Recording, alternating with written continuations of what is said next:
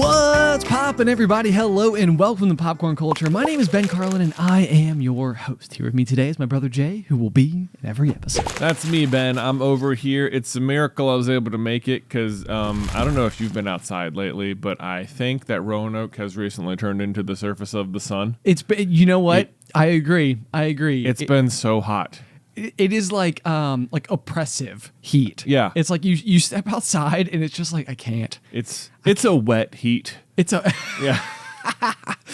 Oh man, there's nothing funnier than your in particular reaction to people referring to something as a dry heat. Oh man, it's just like I think I don't even have a problem with people saying a dry heat. I'm positive it's different than a wet heat or a medium damp heat. Ooh, you know, spongy. Yeah, that's probably how Austin was when we were there. It's just that I have never experienced a dry heat, so I have no point of reference. It's like you may as well tell me it's like a space heat out there. It's like that doesn't mean anything to me. It's like, yeah, but it's a dry heat. And it's like, are you saying that makes it hotter? Are you saying like, yeah, no, but yeah, it's like 115 degrees, but it's a dry heat? Because like dry heat to me sounds worse. Well, but I guess mean, it's not. I think the difference is that like, this is my theory at least. I don't actually know. It's not proven on scientific fact, but maybe it is. Maybe. Every once in a while, we wander ourselves just into being correct on accident. Well, that you know.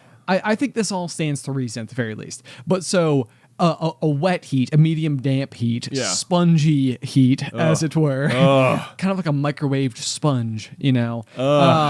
Yeah, that is how it feels in Roanoke, Virginia right now. So come visit; it's great. It's great, but you know what? It's super hot right now. But I will say that come October, you absolutely should come visit Roanoke because it will be an event called Go Fest, which we have talked about before on the Pop. It is like our favorite event every year in Roanoke. It's just this big go outside festival, outdoor everything. Yeah, it was the first ever J vlog of all time. Oh yeah, you're right. Was doing the beer mile. The beer mile at Go Fest. Yes. It is like one of those funny things where like when people are like, well, "What do you like living at Roanoke?" And it's like it's one of the things I will list first. Like it's like one weekend a year there's a really fun outdoor festival, right? Where you could just go like walk around and do stuff and see things, and it's like free to enter, and it seems like everyone's there. And yeah, it is true. You just walk around, you'll run into everyone, and there's like everywhere you turn, there's like kind of something to do or see, whether it's like BMX bikes or dogs doing crazy jumps off of a platform into a pool, or a lumberjack show, or a live episode of your favorite podcast. What? Roanoke's #1 podcast going to be performing this year at Go Fest. Roanoke's #1 podcast, Ben, that's us, has been invited to do a live episode at Go Fest. I know. I am really, really, really excited about this. Like we have like talked before about the prospect of doing a live pop. Yeah. And we were actually just talking about it the very week that we got the invitation. We were like, maybe we should just try it. Maybe we should just like lob it out there, see if anybody's interested in like doing it, and like we'll kind of go from there, like kind of like test the waters, you know? Yeah. And then it just so happened to be the case that week an opportunity to do one just sort of like sprang up here in Roanoke, and it was like it was in the air, man. We could sense it, and so could everyone else. And the funny thing too is that it was like, I mean, this was the easiest like sell for us ever, because we just I feel like we have genuinely literally talked about Go Fest on so many different occasions. So it was like they were like, yeah, would you guys want to do like a live Popcorn Culture at Go Fest this year? And we were like, absolutely, we do. Absolutely, we're gonna be there. I think I have been to every single day of Go Fest, and it's like a 3-day event every weekend, every year, and I go to all 3 days every year. So here's my goal, because it's free admission. So like Go Fest doesn't cost anything. Right. So to come and watch us, like it will not cost anything other than arriving in Roanoke. Yep. So if you are interested, my goal is, my worry, I guess, that I will say is that our show, like Go Fest, is absolutely meant for sort of like the outdoorsman type of environment here in Roanoke, Virginia. There's like, kayaking, paddleboarding, mountain biking, rock climbing, slacklining, like all of these types of like that genre of activity. And I was like, I'm so excited that you guys asked us to be there. Yes, we want to do it. Count us in. Also, we'll figure out how to make it somewhat outdoorsy. Hey, you know what? If this podcast wasn't founded on crazy camping stories, then I don't, people came for the pop culture talk, and they stayed for the camping stories. Exactly. That's what I like to think. Popcorn over an open flame. But so here's my thought though, is that like I have this like worry that we're gonna get there and start doing an episode of the Pop, and the people at GoFest are gonna be like jarred by it. What is this? What? Why? And we'd be like, well, obviously we're number one. We're Roanoke's number one podcast, guys. According to the Roanoke magazine. Look, this is like one of the number one outdoor festivals in the country, and we are the number one podcast in the area that hosts said thing, so it's a natural fit. So if you're listening at home, this is my formal invitation for you to come in terms of moral support. Come moral support, so that the people there are like, man, there's something's happening. It seems like people here know what's going on. I don't really understand. Who are these guys? Why are they in why were they given a microphone? Yeah. Oh no, it's going to be great. I'm excited about it, and I guarantee you that afterwards we will do. I don't know how many people there will be, but we will do a meet and greet for anyone who we will come talk to you if you are here. Yeah, for sure. Absolutely. Yeah, absolutely. That'll definitely be a thing. That's gonna be a thing. Also, we'll just be wandering around GoFest all weekend. So that's true. Yeah. So you can, it's good fun. Good fun to be had. But the dates, I believe, are, hold on, I want to double check. We should tell people. I know. We don't have a specific time yet, but I'm sure this is not the last time that we will talk about our appearance at GoFest, because we're so very excited about it. You have some time. It is the weekend of October 14th through the 16th, and it sounds like, as of now, we would be on the stage on Saturday the 15th.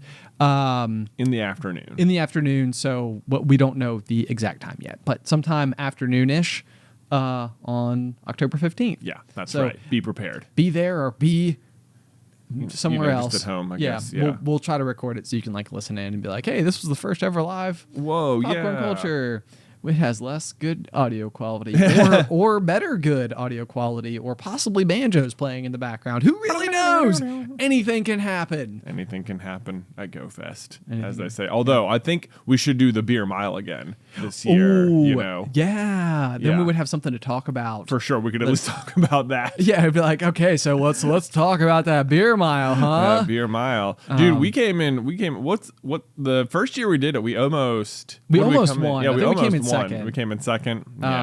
Yeah. We did pretty good. I think mostly thanks to our good buddy David, who is just like an absolute beast. Yeah. Not only at chugging the libations, but also at chugging his feet. Yeah. I wonder if we could have the GMA get together and do it. Ooh, that'd be real fun. I mean, obviously Mike's in town, so we'll just count him in. He doesn't have much say in the matter.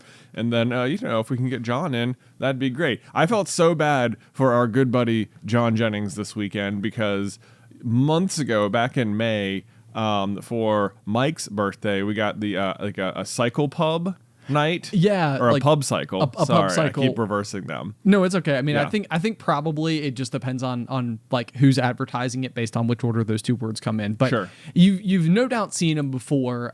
It's like one of these, like it's like a car, but everybody has like a seat, almost like it's like a bike seat in pedals, and everybody kind of like pedals the car, which then can kind of like move this giant vehicle through the streets of downtown. Yeah, but there's like a little catwalk in the middle, so like if you can imagine like 6 people are sitting on one side and 6 people are sitting directly across from them. So you basically have this like sort of mobile bar you're driving around. It's really cool. Yeah, it's really cool, and it was a very fun opportunity to kind of like try and get everyone together. Yes. So yeah, Mike's birthday was in May. We planned it specifically for July 23rd because it was the first time the entire GMA and all of the accompanying better Yeah. halves and such could be in one place at one time. And then John woke up on Saturday morning and unfortunately had COVID. Had the COVID. So the worst timing I've ever heard. I know. It's like, what are the odds of that happening? Seems like better and better the further we get into this whole thing. That's true. That's true. Do you think, like, part of me is like, I'm pretty sure I was patient zero at Disney World at your wedding, and I was the first American to get it, probably. It was the worst, absolute. But then I'm like, oh, maybe I didn't have it at all. Maybe I just had the flu down there. And I'm also just like, does that mean I can't get it again? Am I immune? I guess you're like immune for 6 months or something is like the conventional wisdom about COVID. Yeah, to me, it feels like there is no such thing as conventional wisdom. Yeah, I know. It's just like, all guesswork the whole time. It's like, it kind of seems like this is the case, but Yeah. we're not really sure. We don't know. It's a developing situation. Can you get it more than once? Yeah, sometimes. If you do, then yes. And if you didn't, then good for you. Are the symptoms bad? It really depends. Yeah. What are the symptoms? Yes. There are symptoms. That is correct. Sometimes extremely bad. Sometimes you don't even know you have it. So you Right? should test just in case. Right. Yeah. So rather unfortunate timing there for Mr. John. John, so he couldn't do it. But we did, and let me tell you, if you ever have the chance to do a pub cycle, I would. It was so fun. It was so fun. It was a rather like as we were setting it up, they were asking us like which it's a 2-hour excursion or whatever. And so like, well, where do you guys want to go? Like we can usually do like 3 to 4 places or whatever. And I was like, man, in the course of 2 hours, if I'm drinking like 4 beverages, like for like 4 stops, I was like, that's a lot. Yeah. I wasn't really, I probably would not typically be at that like rate of consumption under other circumstances normal at all. circumstances. However, again, we had a wet heat that day, or as I like to call it, sponge heat. Sponges just has a different meaning on this show. It really does. Yeah. It really does. But like when I really think about sponge heat and getting sponges, which is basically our word for getting the sick, they're not entirely different. Not entirely. Yeah, it's so hot as to make you feel like sponges. It's basically like having a fever and nausea at the same time. Great. Good time to be outside pedaling around to different bars. Exactly. But the thing is that I feel like the exertion that we were putting into it, because of course all of our friends and ourselves are like, I wouldn't go so far as to call us cyclists, but like we all in some capacity bike some. Yeah. There was a period where everyone on the pub cycle was meeting up every weekend to go cycling every weekend. Yes, yeah. So it was definitely something where we were going to have extra fun with it because it meant like if a hill came, we were like all out of our seats. Let's go! Yeah, like a straight up spin cycle class. But what I totally found was that like because I was exerting so much energy in between all the things, I actually stayed pretty like even. Yeah. The whole time I was just sweating it all right out. Right. So that was fun. Although, yeah, what also happened was then you had like 10 sweaty people showing up. At every bar. At every bar. Yeah. So apologies if you were at the bars on those evenings. A little. A little. Yeah. But we were having a good time. We were having a good time. It was, and the thing about Roanoke too is that like my suspicion is that there are people who are listening right now who have varying degrees of awareness about what this is. So there's probably the people who are like, oh yeah, I live in like a busy city. These goes past my house, or like in through downtown, bunches of them, bachelorette parties, right, every weekend. This is like nothing new. It's like you see them all the time. And there's probably also people who have traveled to said bachelorette party at like a destination type city and have done one, right, and that's how they're aware of it. And then there's other people who are like, well, this is a cool idea. And then there's other people who are like, oh yeah, I know those people. Those people are the worst. It does go 4 miles an hour, which is not as fast as you might want it to go. Yep. But in the city of Roanoke, there is but one of these services, meaning there is but one of these bicycles. And sometimes people rent it. And sometimes people rent it. Like this is definitely and absolutely a side hustle for whoever it is that runs it. Yeah. Because I think like 2 months ago they made like they adjusted some of like the open carry. That's probably the right terminology. You can drink outside in some places, not all of them, and I think you have to have like a specific type of cup or something to like designate that you're supporting a nearby facility. But where was I going with this? I lost my total train of thought. I don't know. Your total pub cycle of thought? My pub cycle of thought. I don't know if maybe what you were going to say is that you were not allowed to consume anything whilst on the pub cycle. That is true. Yeah. That was true. That was something I didn't expect. Oh, no, I'm sorry. I remember what it was now. Is because we asked about that, and they were like, well, we haven't. It's been 2 months since this new legislation passed or whatever. And they're like, well, we haven't actually done it since then, so we're not really sure what the new rules are. And I was like, okay, so this thing is like infrequently, you know, out in a boot. Someone's going to have to go dig it out of the storage unit. I know, yeah. Pump up the tires Right. and, you know, do all that type of stuff. But what was really fun about that for Roanoke is the fact that there's so many people then who were basically seeing it for the first time ever. Yeah. So I would say that like more so than going to like RTX earlier this year where people might have like come up and asked us for like a photograph or something. Yeah. I felt way more like a star as like, oh yeah, I'm aboard the pub cycle. I'm one of the people on the thing. Yeah. It's like, right. whoa, that's pretty neat. It's like, how'd you even arrange that? you can rent it. They have a website, Yeah. Facebook page. In fact, you probably should so that we continue to have it. Right. Yeah. Here. There's like a QR code. You can go scan it from the machine itself. Right. Yeah. Maybe we should have a popcorn culture pub cycle for GoFest. Come ride the pub cycle with us, people. Right. all 14 people. There you go. Which is how many people can fit on a pub cycle. Yeah. But no, it was super fun. It was just a good old fashioned hooting and hollering good time. It was. I have frequently said there's this thing about kind of dialing back to like the bachelorette party type things is that those are like the rare occasions where when traveling, there is both like the time allocation and sort of like general willingness and camaraderie amongst the ranks to where it seems like people are willing to do these types of events. And I'm always like mournful of the fact that it never seems like justifiable to just go like just go do this or like just go on vacation to just go like do the touristy type of just things. Like, what do you guys want to do this weekend? Like, oh, what if we just wanted the pub cycle? Right. Yeah, exactly. It's like even if like you and I and Beth and Alice or something were to like travel to like Nashville, it's almost like there's like too few people to like be able to like go rent one. Oh, right. You know what I'm saying? Like, Yeah. like it's hard to get like all of the necessary people in the place to do the thing and then have everybody like on board to do it. And so what I sometimes think like the magic of like a bachelor party or bachelorette party is that you have the group, you have the numbers, you have the time, and everybody's always sort of like acting in a like an odd way. There's like this unifying force, which is like the bride or groom, which is also like everybody then is like on the same page. It's like, oh yeah, we're doing this for them. Like, and then they're the star tonight. Right. Yeah. But then it also like it removes any amount of like disagreement where like somebody might be like, oh, I don't want to go do that. It's like, no, we're doing it for the groom, them, and everyone knows that. It's for the bride, right. you know. And then it's not about you.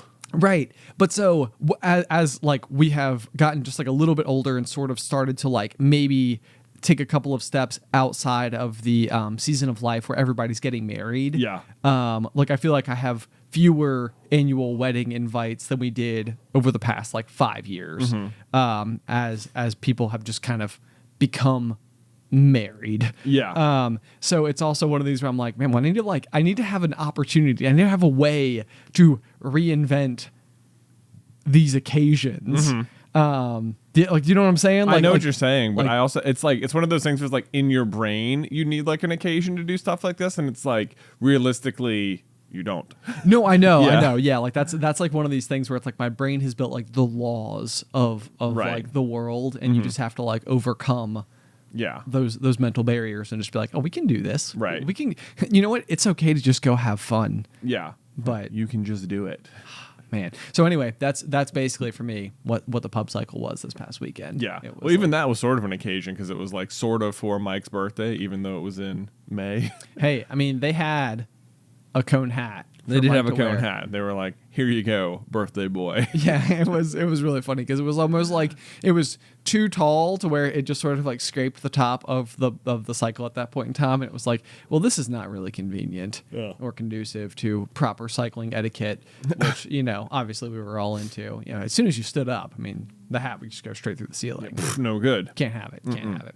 Anyway, pub cycle complete. Yeah. Transition. Okay, Jay, so I have a question for you. I sometimes will intentionally Google like shower thoughts. I feel like it's a very interesting like corner of the internet where people have just sort of like realized something. Right. And I'm it's- sure there's like a whole subreddit dedicated to shower thoughts. Oh, absolutely, there is. So one of the ones that I saw this morning was the best part of a cucumber tastes like the worst part of a watermelon. Oh my gosh. I've seen this before. Such an accurate statement. Right. It's like everybody throws away the part of the watermelon that tastes like the entire part of the cucumber that they eat on purpose. Right, exactly. You're just like, when you have a watermelon and you're comparing the red part to the green part, it's so much better as is to feel like the green part is inedible. It is waste material. It is waste material. Throw it in the compost bin. Get that out of here. Meanwhile, over at the cucumber farm, someone's harvesting this exact thing out of the ground on purpose for some reason. Right. I throw watermelon rinds into my compost bin in order to make compost to then grow cucumbers. Right, yeah. Yeah. It's like I'm using my former watermelons to grow new cucumbers. Do you think purpose. you could pickle watermelon rind and it would taste good? Ooh, that's a question right there that needs to be explored. Yeah. Pickled watermelon rind feels like the next avocado. Pickled watermelon rind sounds like something you get at like that farm to table restaurant down the street. It does. It totally I've got some does. pickled watermelon rind, and you're like, oh. It's like, typically that sounds gross, but because I'm at this kind of fancy restaurant, like, I guess I'll try it. Explain to me. We eat it on purpose? Yeah.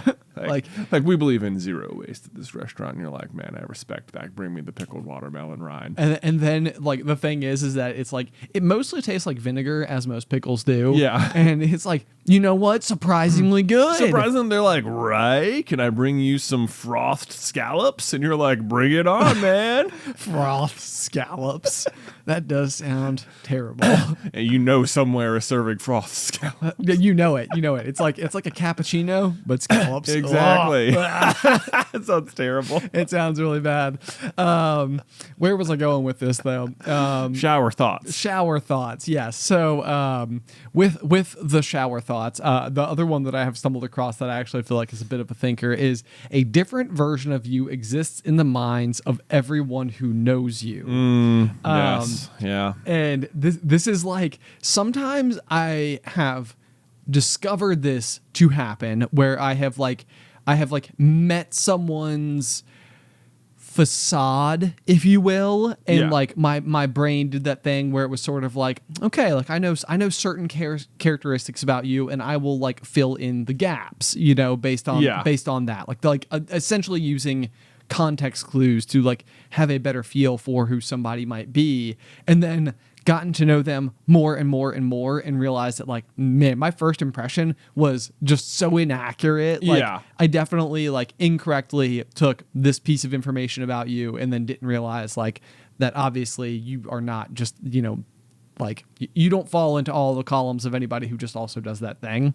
So it's very interesting, but then it also occurs to me like how much this must be true about like everyone who knows you slightly differently. Yeah. And they all have all of their own personal life experiences that make it so that all of those context clues that they're using are then extremely specific to their way in which they view the world. Yeah. Which then like all has its own. Do you think this is ever like particularly revealing about yourself? Like if enough people perceive you a specific way, like that is different from how you perceive yourself, is it like, are they more accurate than me because there's so many? Dude, this is I think I actually included this very question in the show notes for today because I was like, because in my mind, as I was like sort of like thinking about this, like, oh my gosh, how funny is it? Like nobody knows like the real you. And then it's like, wait a second, what if you don't know the real you? Oh, like, see, this is weird. Yeah, like I feel like once upon a time, and maybe I've talked about this on the pop before, but I remember I was going to our like life group at church for a while, and like I met a bunch of new people there, and like, you know, you go every week and you sort of all meet in like this is the context in which I know most of you, is that like we meet at church and talk about, you know, whatever we're talking about. Right. That is the context through which most of you know me, and how I know most of you. Like I know mostly what your jobs are, and that you do this, and that you have kids, you know, like, but that's about it. So then one day there's typically like this section of the night where it's like, oh yeah, all the parents need to go downstairs and get the kids and bring them up, and everyone's sort of wrapping up and stuff. And we were walking through like one of the halls in the church, and there was all these tables set up, and a few, like two of the other guys were like running and like trying to like jump over one of the tables. Oh, no way. And it was just like, you know, like, oh, can we like, can you leap over the table or whatever? This is it's like the most GMA challenge I've ever heard in my entire life. And I'm just like, I was like, great time to demonstrate my amazing jumping abilities. Yeah. And I was like, oh man, I could do this. And I remember going and doing it, and it was just like and it was like, to me, it was just like, yeah, obvious. This is so easy. I can totally do this. What an easy way to impress these people. But like the amount of like shock on their face that like that I was able to do it, it seemed like it didn't quite add up. Like to me, it was like, it shouldn't have been surprising to you at all that I could do this. Right. You Yeah. know, like what are you talking about? I'm known for my jumps. People know me. Like it is this is come on. I did high jump in high school. Thank you high very jump, much. All right? I beat Lee Bradshaw at indoor districts, you know, man. Like, did that word not get around? You didn't know. You guys didn't know. You guys seem a little too surprised that I could jump over this table, and it's a little concerning to me, frankly. Frankly, yeah. Now, like, what am I putting out that you don't think I can jump over this table right now? Explain it to me. Explain it to me, because it's really hitting me in a personal way. Right. No, and it's so true though. Yeah, it's like it's very interesting to imagine what it is about the way you were in this social setting, right, that for some reason like they were like not pegging you. I'm also curious like whether or not you would like if just through basic hanging out with these people, if you would bring up the details of your life that like you do work out multiple days a week, probably more days a week than you don't. Sure. Well, not right now, but yeah. But I'm backpedaling too, because I'm assuming this is at least somewhat adjacent to the time that we were doing either. It was pre-COVID. Okay. Yeah. There you go. So probably at that point in time it would have been true. So yeah, like would you like never bring that type of stuff up? I mean, I don't know. I can't remember the conversations that would have been otherwise having about it. I mean, I think probably a lot of what people ask me about in this sort of stuff is like YouTube. Like, so I feel like that's sort of the first thing I'm known for. In these scenarios is like YouTube, and specifically probably that we're just like it's probably that we do YouTube and that we talk about lots of very nerdy things. Yeah. Interesting. Well, they need to let that go and realize that jumping is like it's like basically second. It's exactly. It's like there are two things you need to know about me. I do YouTube for a living and I jump. And cans jump. It just, yeah, it sounds so silly to talk about, but I remember that just sort of come with like I must not be being perceived as like very athletic almost at all by these people, which is just so weird in my brain, because it's just like it feels like such like a core part of like how we formed friends and stuff we used to do like growing up. We've talked and like about even this. how I still think of myself. I know, yeah. Like we've talked about this a fair bit, like where we were big, like, you know, cross country runners and stuff in high school, and sometimes it's like one of those like odd things where like your wife Beth has now become like a very robust runner in adulthood. Yeah, and like there have absolutely been moments as she has like absolutely outrunnered us as adults, to where it was almost like I remember there was almost like a shifting point in some point in time where I was like, oh no, Beth is a runner, right? Like we are not. runners. Right. But like, going back to high school, like that was our entire identity. It was the identity of like all of our friends. And so it was like, it's odd that it would have like traded places so much. Like, Right. so if we were to flip the script almost, Beth did marching band both in high school and college. So I almost feel like it would be like if now you picked up like an instrument and like largely people considered you the musician of the family. Right. Like if I took like several months of guitar lessons and then started like putting songs on our YouTube channel. Songs like I could play these 4 chords and sing poorly, but with comedy or something. Oh, I was even gonna say like if you were just like in an actual band, like and it was like this is what you do on the weekends. You and your band go and perform gigs. Yeah. It's like what would happen is that like despite the fact that Beth absolutely has way more musical background in terms of like that stage of her life, it would be like if this eclipsed and you sort of became like much more active in that scene right now in adulthood. Like I almost feel like that would be like the equivalent of like where Beth went from her relationship with running then to her relationship with running now. Are you saying we should start a band? I absolutely think we should start a band. Oh, okay, great. Yeah. Cool. I discovered somewhat recently. I don't know if I've followed up on this on the pop. But one of the things I've talked about on numerous occasions is just learning to play the guitar. Yeah. Specifically so that like knowing some amount of like I don't know, music at all is part of like my brain space. Yeah. Like it's something that like I could then speak on more effectively or maybe even like appreciate music more because I understand more about like musical theory or something. And so on numerous occasions I've absolutely brought this up and I've told Alice about like my ambition to learn how to do this and stuff. And I think there have been occasions where I'm like, well, I wonder if like, maybe the tipping point, like maybe it's like the pub cycle. It's like, I'm having a hard time like committing to it on my own, but maybe like Alice will like gift me like an acoustic guitar or something like that to like learn on. Right. And at some point in time, she finally told me that I was the first ever person that she had dated that wasn't a musician. Oh. And she was actually like, and I sort of like that about you. So that's why I've never gotten you a guitar. And I was like, well now. So you even considered it and dismissed it. Which #sad face. All right. But if I can ever overcome this great barrier in my musical career, perhaps, then absolutely we can start a band. What do you think you would play? What do you think I would play? What do I think you would play? What do you think you would play? Probably. I mean, I guess guitar is also something I have like considered. Wow, before. stepping on my toes. Yep, exactly. I have already chosen aspirational guitarist. You must choose something else.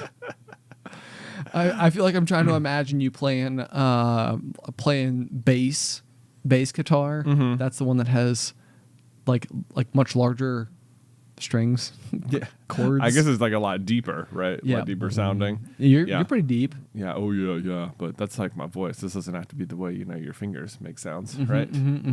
Yeah. Okay. Probably lute.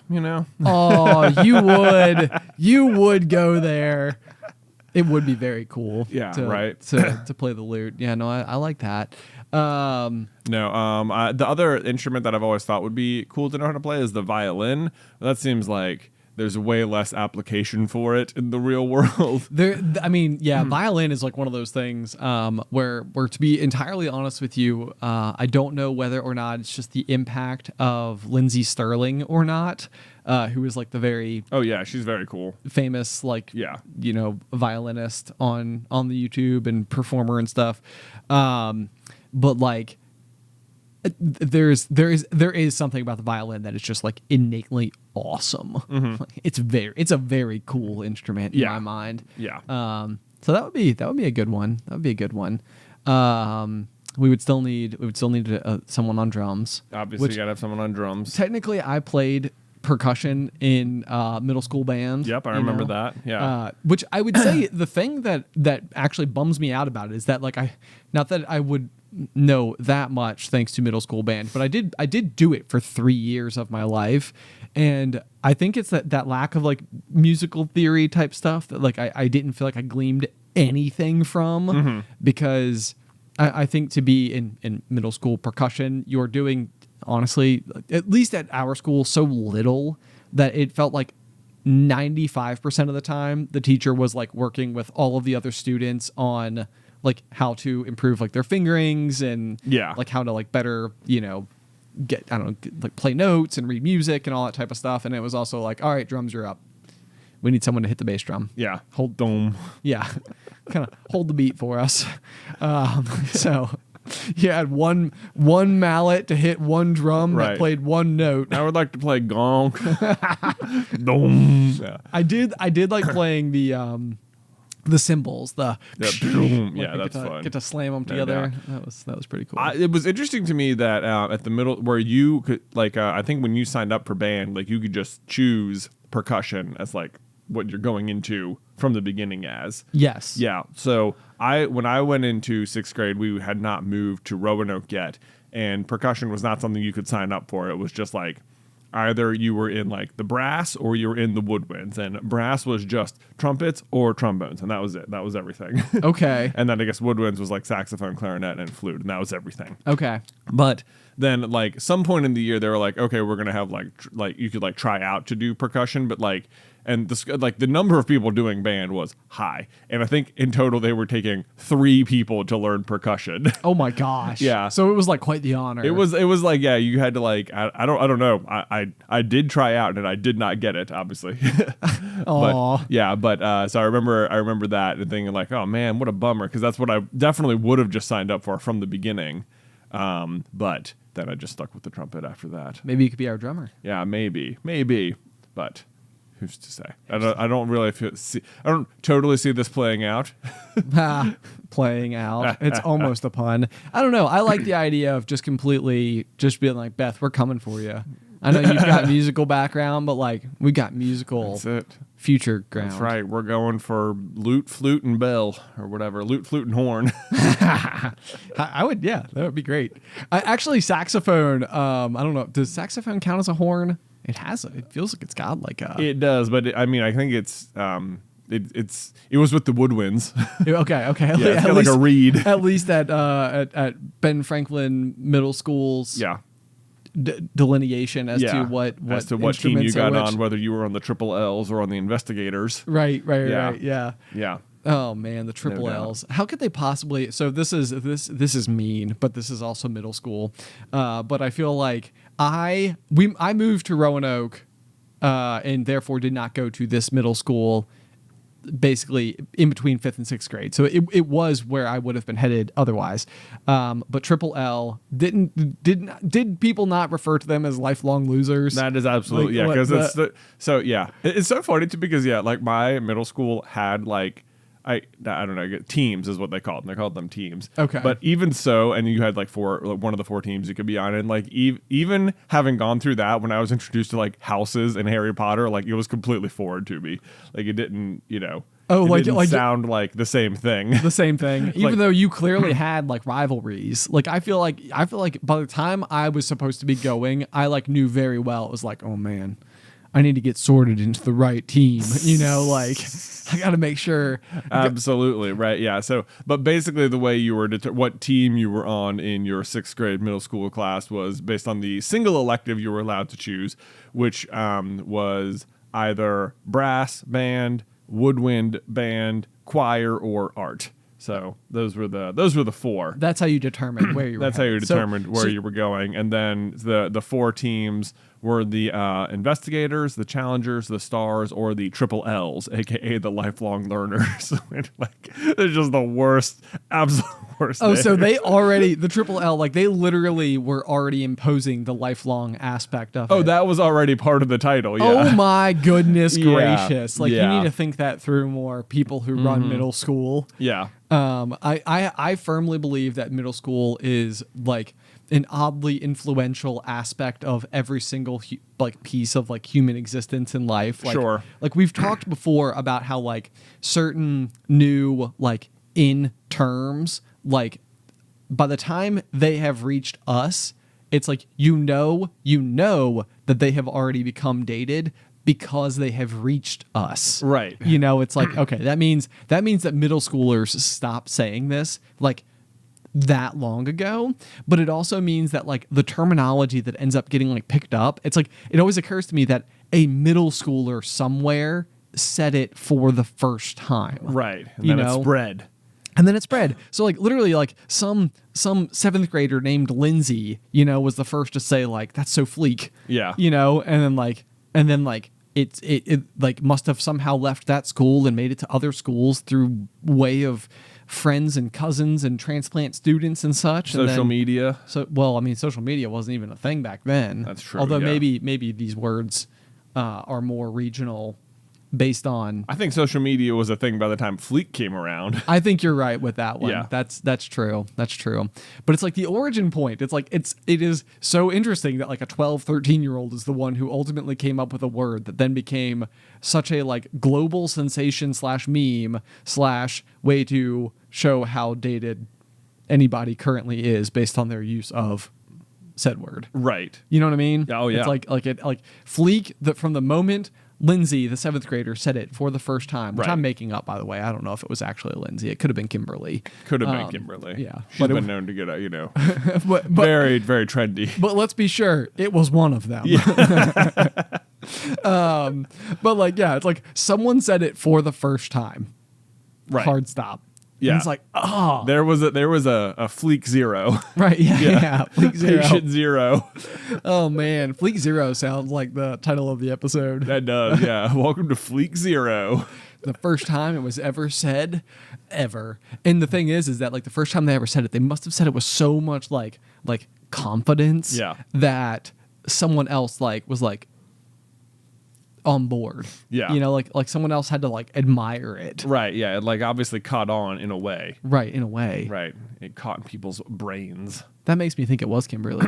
Yeah. She had a little more influence. A little more influence Yeah. than Lindsay. Yeah, she was losing ground at this point. Yeah, I know. You know how the rise and fall of those seventh graders goes. If you had to guesstimate, what year do you think Fleek came to be? Oh gosh. What was the first year that the word Fleek was used? I don't know why this is my always example. This is the example. I feel like because it like stood. It's almost like an outlier amongst like the topical words. Is like as a word that like made the least amount of sense to the most amount of people. Yes, for yeah. like the replacement word for cool Right, or whatever. right. Which is also an interesting point because there's always like that word like whether it like slaps or drips or it's on fleek or whatever. Like it all just means the thing is cool. Right. Like there's right. always like a different word for what's cool, but the word cool itself is still like it's like the seed that was planted. Yeah, right. Yeah, like nobody admires the word cool in the Right. same way that nobody admires a seed. They admire what comes from the seed, what it Right. grows into, Yeah. blossoms, and the great thing about the word cool is that every single time you plant it, you get something else. Right. And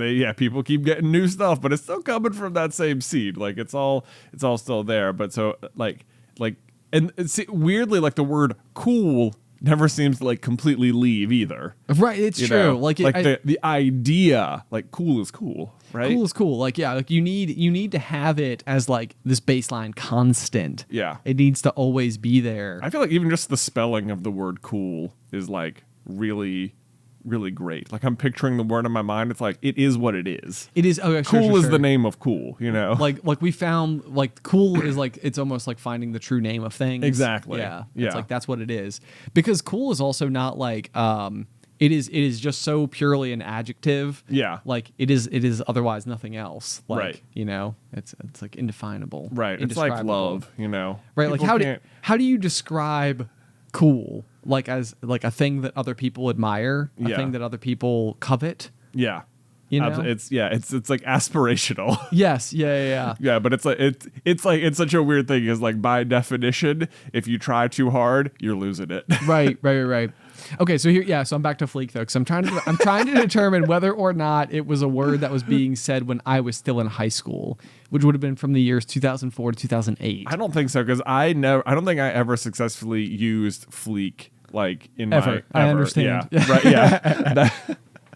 Yeah, that is never. I've never been able to be like, yeah, oh man, this is so on Fleek. Like that never would have like felt good to me to say. So I don't think I was in high school. So it had to have been at least past 2006. I feel like around like 2000.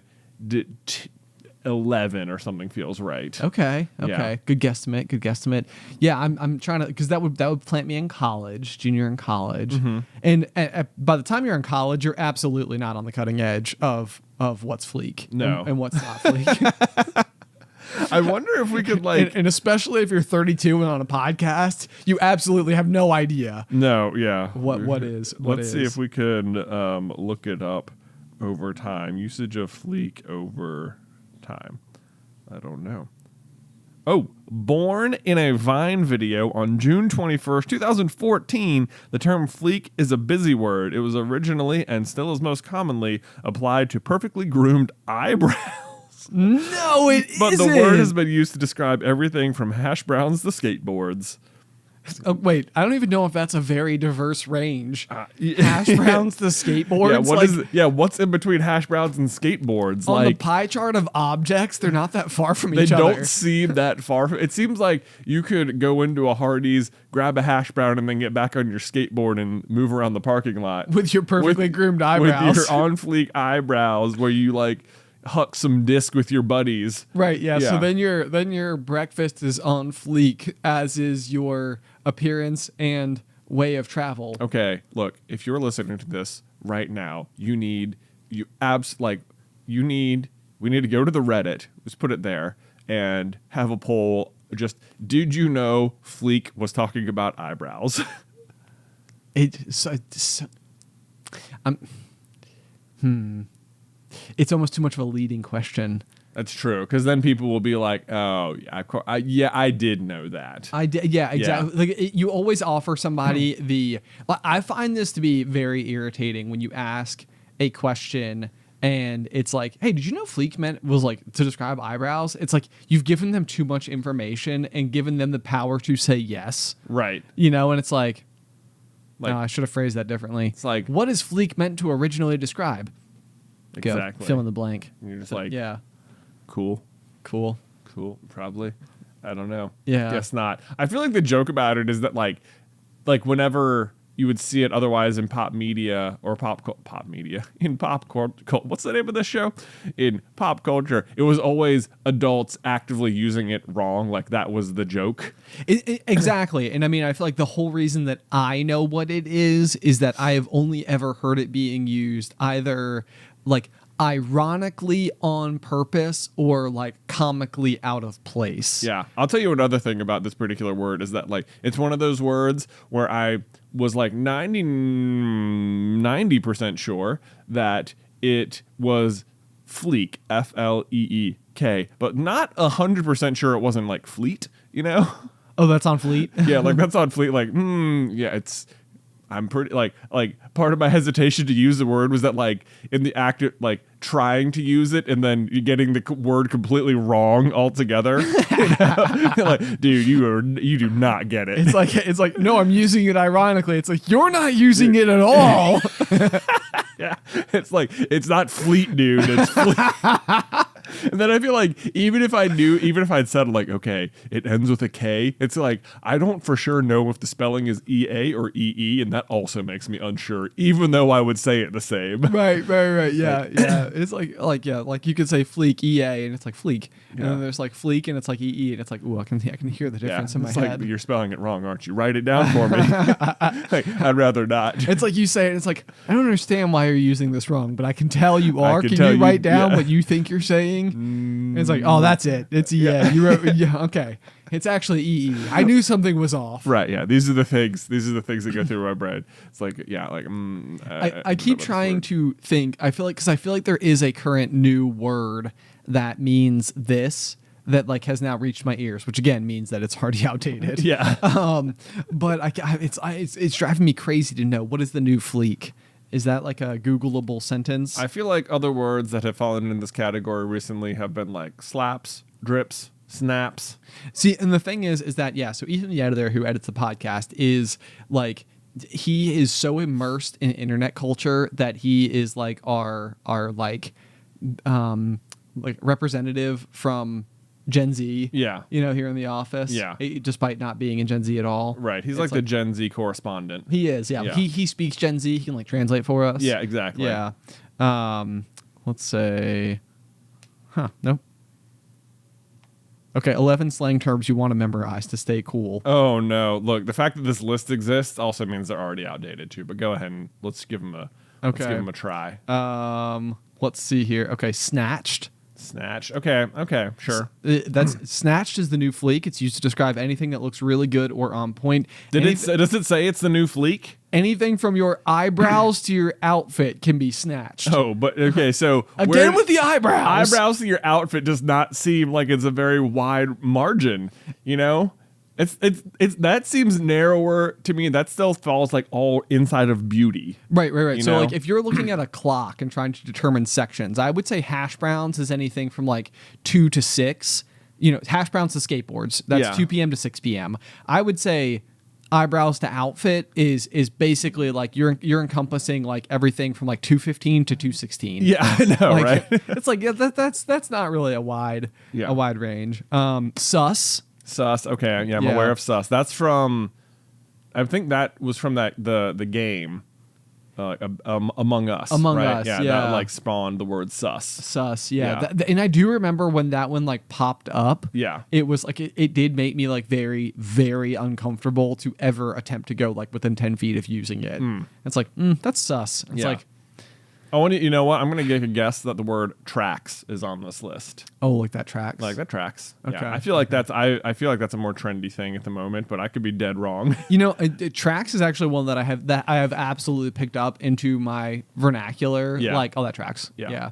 And the other one, okay, so I spent time over the weekend with Alice's youngest sister, who is still in high school, and her and her friend over the weekend kept saying full send, which I was like, okay. Full send. I know that because that's a mountain biking term. I don't even know if it is a mountain biking term or if we just use it in mountain biking. Oh, I have been under the impression that it comes from like extreme sports, but I could be wrong. I think it does. Send it. Yeah, Okay. I think it does come from extreme sports, but I feel like we used to say it rock climbing, like you know, like all right, I'm doing it, guys, and someone would be like, send it, and it would mean like you could go and do the thing. Oh, actually, okay, yes, okay. So I just looked it up. It says full send is said to originate in climbing slang in the 90s and possibly inspired the notion of sending as delivering on a promise.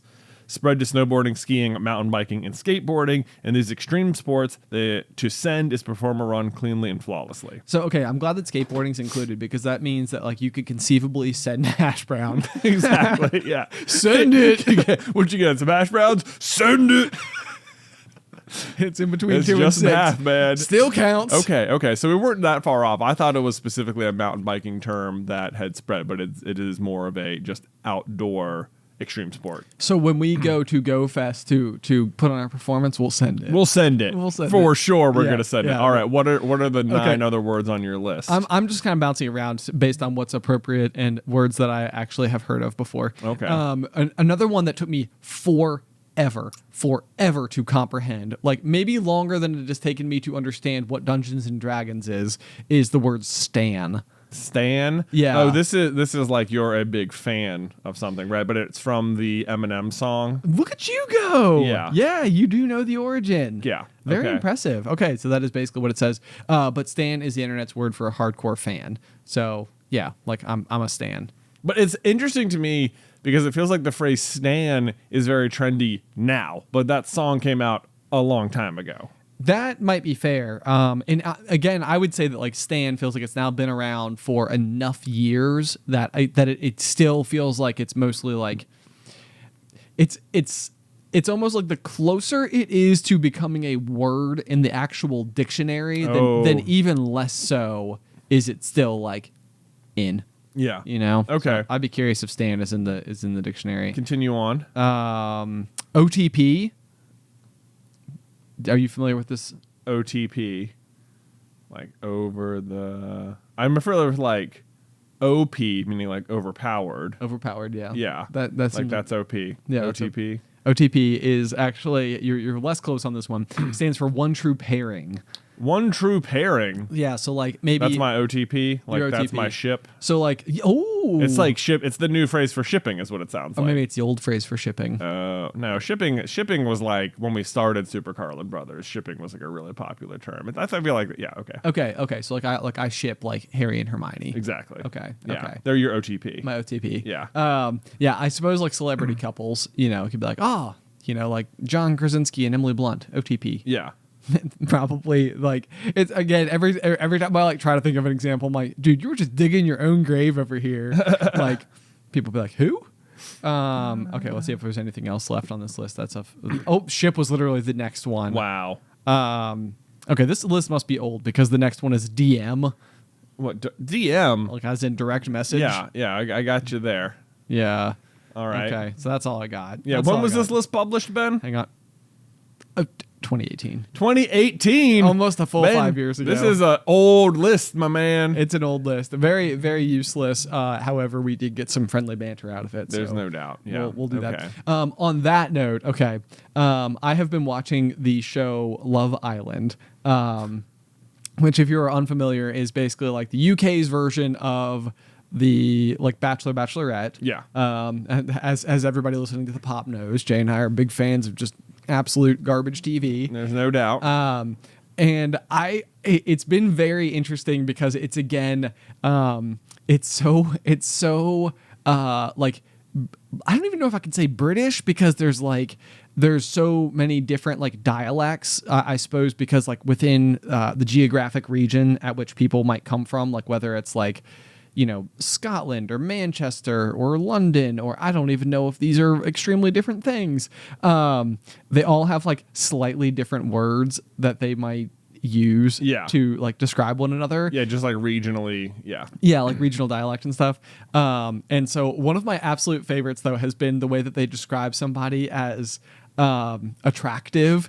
Because like that, like maybe like one of them will go and meet like the newcomer to the house or whatever, and they'll come back and they'll be like how was she? Like, was she cute? It's like rocket, and then like they'll all be like rocket, and like they'll just like lose their minds and like punch each other and stuff. And I'm like, I love the word rocket to describe someone being attractive. Like that person is rocket. Rocket. Like, imagine you're standing next to the launch pad and you have to be that far away because of how hot it's going to be. Yeah. That hot. That yes. Yes. Exactly. But like the word rocket is, again, it's like cool. It's like there's something so perfect. Like I would say, I mean, we've already said it before, rocket ship, top 10 word. Rocket ship, great word. Yes. Yeah. But just also standalone rocket, amazing. Yeah. Pretty good word. So anyway, I'm learning all sorts of new vernacular, and I think that as much as humanly possible, it should catch on. Yeah. Yeah. Okay, so people should start using the word rocket again because you're watching old seasons of Love Island, if I'm not mistaken, right? The one that I'm currently watching is 2019. Okay. So it's like it's newer than that list, but still like coming up on 4 years possibly ago. very outdated in terms of young person vernacular. Yeah. But I'm the other thing here is that like I feel like throughout my entire life I've been like a collector of like words. Yeah. And so for the most part, like once they solidify into my own personal vernacular, then they are just there. Then it's just there like a slice of gum. Like a slice of gum. Right. I invented that one. Yeah. For sure. I was sitting next to Kimberly that day. Yeah. So it caught on because she was there. Yeah. But she got it from me. Right. Make She no was like- mistake. She was like, yo, Ben, can you toss me a piece of gum? And you're like, I think I could spare a slice. Yeah. And she was like, whoa, I gotta tell everybody. hold on. That was pretty on fleek. I'm stealing. Precisely. Yeah.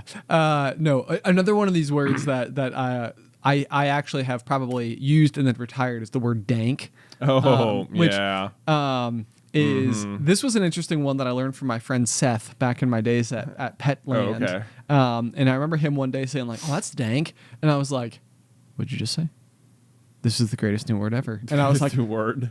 I'm stealing it immediately. And That's such a surprising like word because dank, I believe, otherwise means sort of like a dark, like wet, warm room. yeah, like right? your Like basement could be correctly described as dank. Dank, yeah. It's like the crawl space underneath your home. Yeah. A deep you cavern. may as well be calling something humid. Yeah, Like how'd she look, man? Humid. Humid. It's a terrible word. It's the worst. That is not a good word. It's not okay. Nobody could ever reappropriate the word humid To be cool. to be cool. Because Wow, humid that's is- so humid. Yeah, that's so humid, man. We should try. Should we? This project's gonna be so humid. It just sounds like When you come and see us live at GoFest, it's going to be humid. well, that's probably true, but also that doesn't. No one's ever describing it as like a feature of a place. Like, how was it? There's like, dude, it was great. It was just like so humid outside. Like you walked out, it was like taking a shower. I loved it. Humidity has never improved anything. It's like always a bad. It's never a positive spin on something. What I want Family Feud events improved by humidity. 100 people answered. Events improved by humidity. I can't even think of a single one.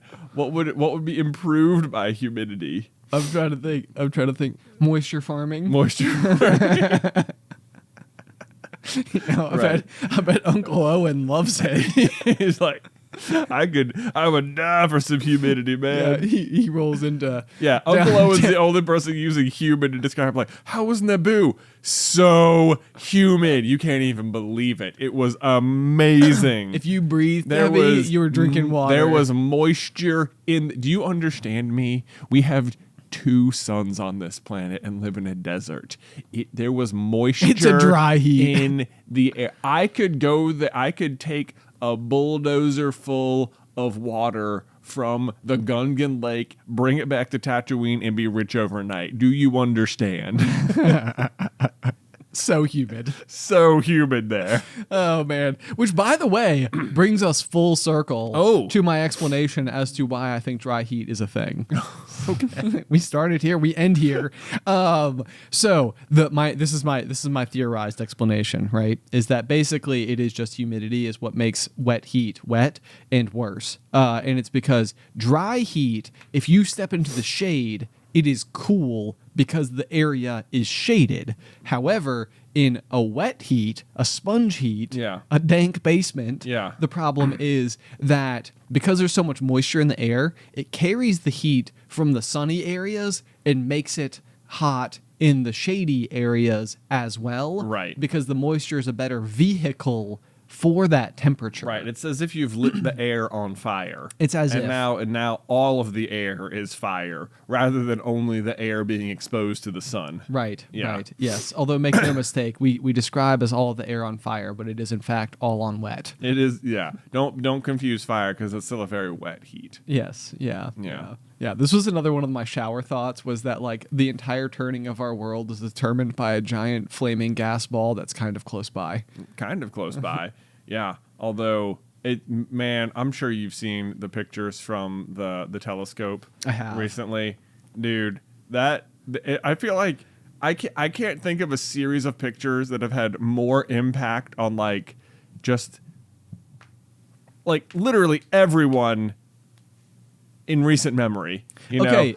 like you remember when Kim Kardashian was, who's 5'1" by the way, little known fact, was like, I'm going to take a picture that's going to break the internet. Like, wrong, Kim Kardashian, you 5'1" short person. Like the actual pictures that are breaking the internet are these like first series of photos from this telescope, which is amazing. Yeah, it's crazy. It's like I think the just mind blownedness of that, like this is the amount of space being taken up by a grain of sand if you held it up to the sky. That much is out there just on that one speck. Like the vastness is like, we just like, do we just matter at all? Do you think that question could be a unifying force for the planet?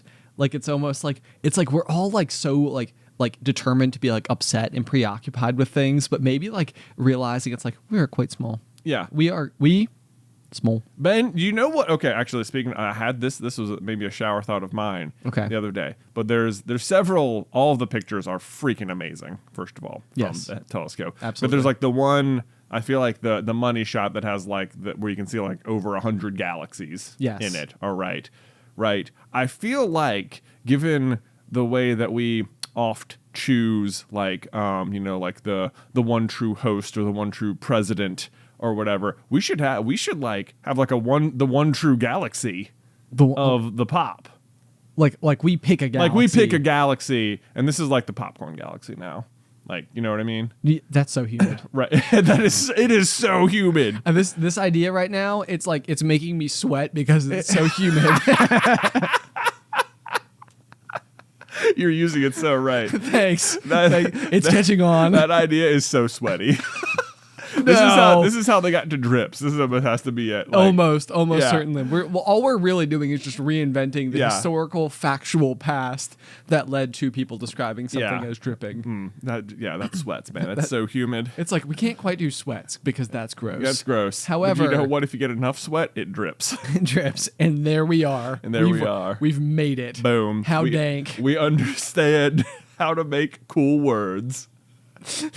All right. So anyway, the point is we need to go. We need to find what is the one true popcorn galaxy. Okay. Yeah. Okay. I now accepting submissions for a popcorn galaxy. For a popcorn galaxy. Yeah.